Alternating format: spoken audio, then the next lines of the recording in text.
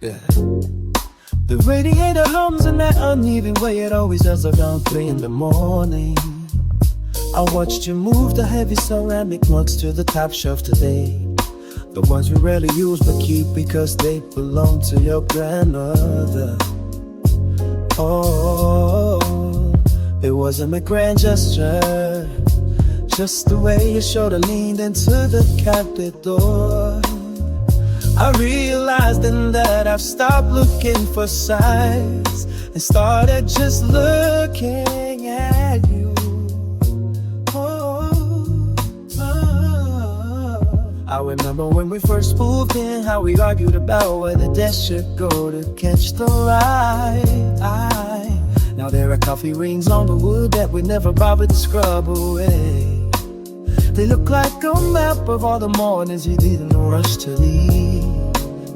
You were wearing that Grecky sweater with the loose thread on the cuff, the one you refused to throw out because it feels familiar against your skin.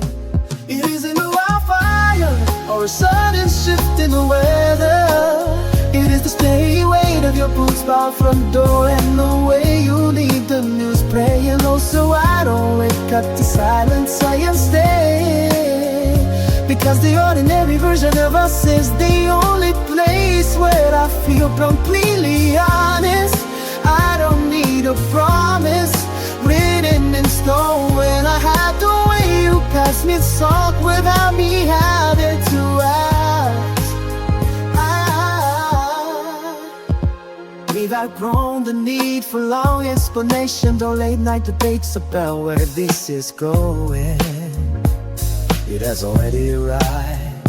It's in the grocery list, written on the back of all envelopes, and the way you know exactly which floorboard creaks when I get up to check the lock.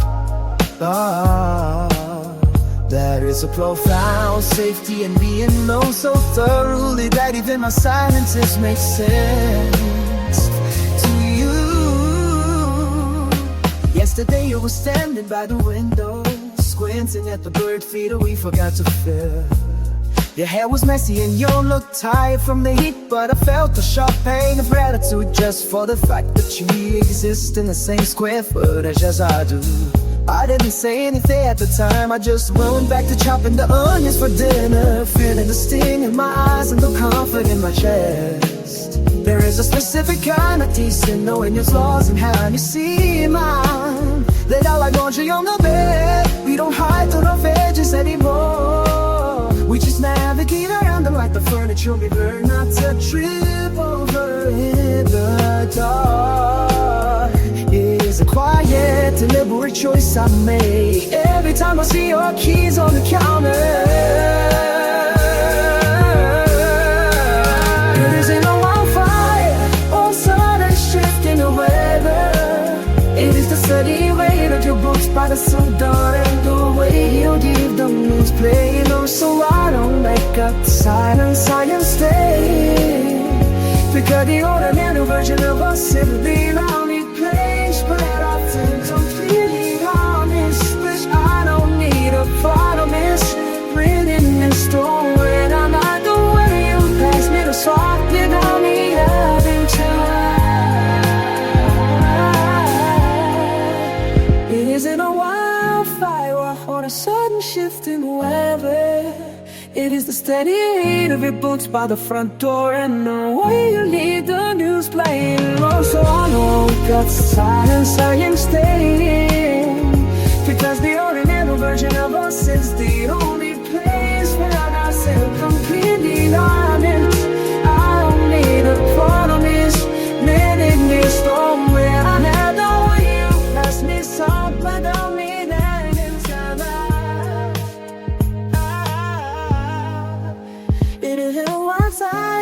Or sudden shift in the weather. It is the steady weight of your boots by the front door and the way you even was playing. Oh, so I wake up to you standing